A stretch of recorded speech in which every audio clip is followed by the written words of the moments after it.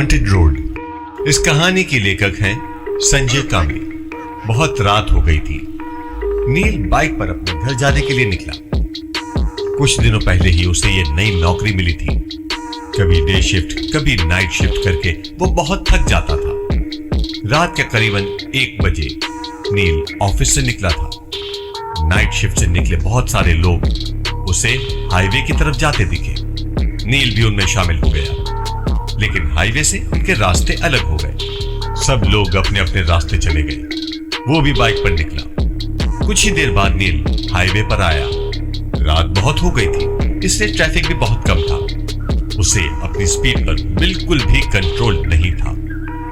कभी कभार ये सामने से कोई कार आती दिखती या फिर ओवरटेक करती। अभी उसने मेन हाईवे छोड़कर कच्चा रास्ता पकड़ लिया था। वो रास्ता और भी सुनसान था। बाइक की हेडलाइट में सिर्फ काला रास्ता दिख रहा था, बिल्कुल एक काले सांप की तरह। रात के अंधेरे में वो सन्नाटा बहुत खौफनाक लग रहा था, लेकिन कोई चारा भी तो नहीं था। नौकरी चाहिए तो नाइट शिफ्ट में काम करना ही पड़ता है। वो अपनी ही धुन में गाड़ी चला रहा था। रास्ता सुनसान होने के कारण नील रास्ते के बीच में गाड़ी चला रहा था। कुछ देर में उसका अकेलापन दूर हो गया। उसे पीछे से आती हुई गाड़ी का हॉर्न सुनाई दिया। उसने अपनी गाड़ी साइड कर दी। कुछ ही देर में एक कपल उसे बाइक से ओवरटेक करके चला गया। शायद वो पति पत्नी थे, लेकिन एक बात नील के ध्यान में आई कि पीछे बैठी औरत ने साड़ी पहनी हुई थी और उसका पल्लू पीछे वाले पहिए के बिल्कुल नजदीक था।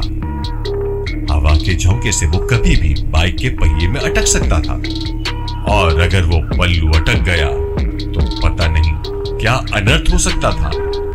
नील ने बाइक की स्पीड बढ़ाई और उस बाइक को ओवरटेक करते हुए कहा, बहन जी, आपका पल्लू पहिए में अटक सकता है। ऐसा कहकर नील आगे निकल गया।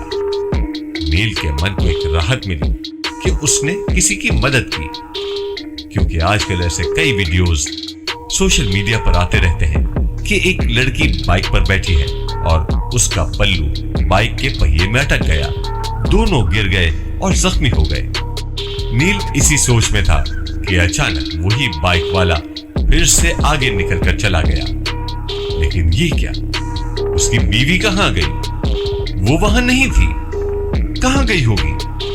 नील ने गाड़ी की स्पीड बढ़ाई और उससे पूछा कि भाई साहब, आपके पीछे बैठी आपकी पत्नी कहां गई? उसका पल्लू बाइक के पहिए में अटकने वाला था तो मैंने उन्हें बताया था। उस बाइक वाले ने अपनी बाइक साइड पर लगाई। साथ ही नील ने भी अपनी बाइक उसके साइड में लगाई। नील ने कहा, क्या हुआ भाई साहब, आपकी बीवी कहां है? वो पीछे ही तो बैठी थी ना। उस बाइक वाले का पूरा शरीर डर के मारे कांपने लगा। उसने कुछ नहीं कहा, सिर्फ अपनी डर भरी आंखों से पीछे मुड़कर देखा तो वो रास्ता और भी डरावना लग रहा था। मैंने उससे कहा, क्या हुआ, आप इतने डरे हुए क्यों हो? वो नील को देखता ही रह गया और फिर उसने पूछा, अच्छा, मेरी बाइक पर किसे बैठे देखा आपने? मतलब आप उसे नहीं पहचानते?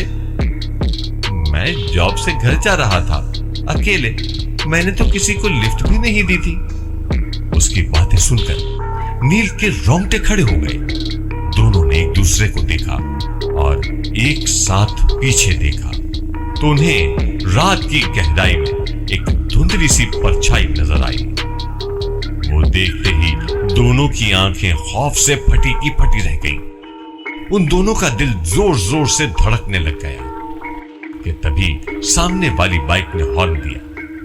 दोनों की तो सांसें ही रुक गईं। दोनों ने फटाफट बाइक स्टार्ट की और तेज रफ्तारी से अपने घर की ओर बढ़ने लगे। नील घर पहुंचा तो रात के 2 बजे थे। वो अपने बिस्तर पर लेटा, लेकिन उसे नींद नहीं आ रही थी। अपने पूरे करियर में उसने ये चीज पहली बार ही देखी थी। रह रहकर उसके मन में एक ही ख्याल आ रहा था कि मैंने जो देखा क्या वो सच था? कई बार वो उस रास्ते से गुजरा था, लेकिन आज तक उसे ऐसा खौफनाक अनुभव नहीं हुआ था। बाइक पे बैठी वो औरत, उसकी लाल साड़ी, कैसे मुमकिन है ये? लेकिन ये अनुभव बिल्कुल असली था। उसे तो अब अपनी खिड़की के पर्दे भी उस लाल साड़ी वाली औरत के पल्लू जैसे दिख रहे थे। ऐसे लग रहा था कि बार बार कोई उसका नाम पुकार रहा है। उसे तो अब खिड़की की ओर देखते हुए भी डर लग रहा था। जब भी वो पर्दा हिलता, बस उसे वही सब याद आता। वो उठा और उसने खिड़की बंद कर दी। जैसे ही वो मुड़ा, उस औरत ने नील के ऊपर छलांग लगाई। नील डर के मारे चिल्लाने लगा।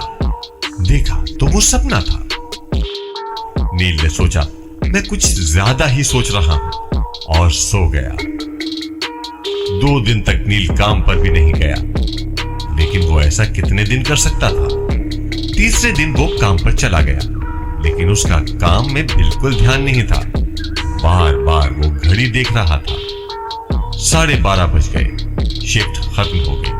वो अपनी बाइक पर बैठा, लेकिन उसके पैर कांपने लगे थे।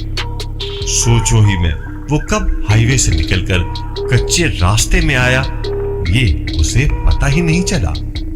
अब उसे ज्यादा डर लगने लगा था।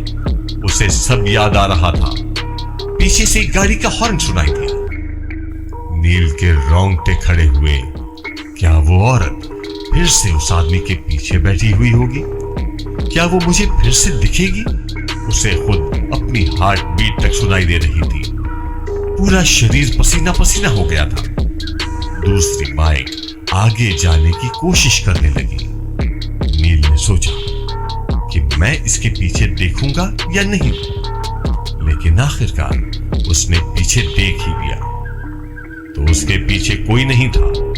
नील ने एक राहत भरी सांस ली। उसकी जान में जान आ गई। कलेजे का डर अब खत्म हो गया था।